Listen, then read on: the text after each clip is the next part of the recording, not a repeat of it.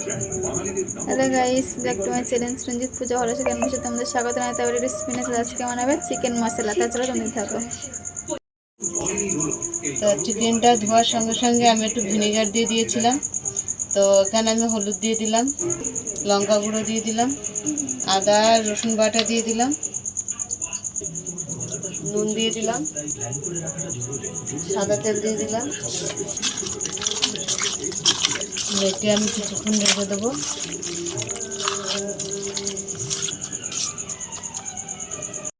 কাঁচা লঙ্কা টমেটো আমি পেস্ট বানিয়ে নেবো। কড়াইটা গরম হয়ে গেছে, আমি তেল দিয়ে দিয়েছি। 3টে শুকনো লঙ্কা দিয়ে দিলাম, বড় এলাচ দিয়ে দিলাম। এখানে এলাচ আছে, দারচিনি আছে, লবঙ্গ আছে, তেজপাতা আছে, কালো গোলমরিচ আছে, দিয়ে দিলাম।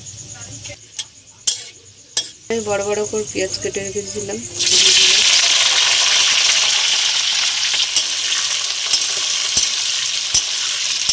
পেঁয়াজটা বেশ লাল লাল হয়ে আসছে, আদা রসুন বাটা দিয়ে দিলাম,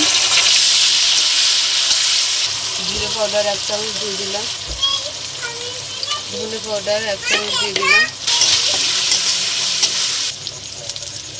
সামান্য লাল লঙ্কা গুঁড়ো দিয়ে দিলাম, হলুদ দিয়ে দিলাম, কাশ্মীর লাল লঙ্কা দিয়ে দিলাম,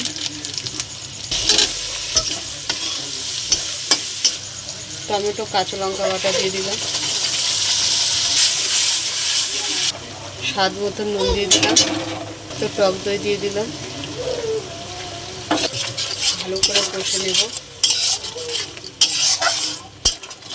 আমি এখানে কেচুরি মেথি পাতা দিয়ে দিলাম।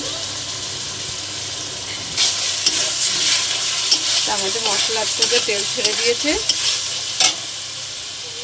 এখানে আমি চিকেনটা দিয়ে দিচ্ছি।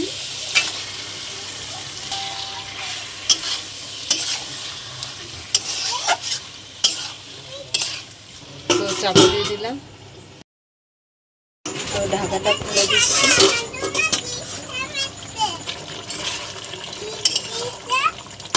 তো নেড়ে দিলাম, চিকেন মশলা দিয়ে দিচ্ছি, চিকেন মশলা দিয়ে দিলাম। তো চিকেন মশলা আমাদের হয়ে গেছে। আমাদের চিকেন মশলা হয়ে গেছে। তা তোমাদের কেমন লাগলো বলো, ভালো লাগলে লাইক করে দেবে, শেয়ার করে দেবে, কমেন্ট করে দেবে, সাবস্ক্রাইব করে আমাদের পাশে থাকবেন। আজকের এই পর্যন্ত, টাটা।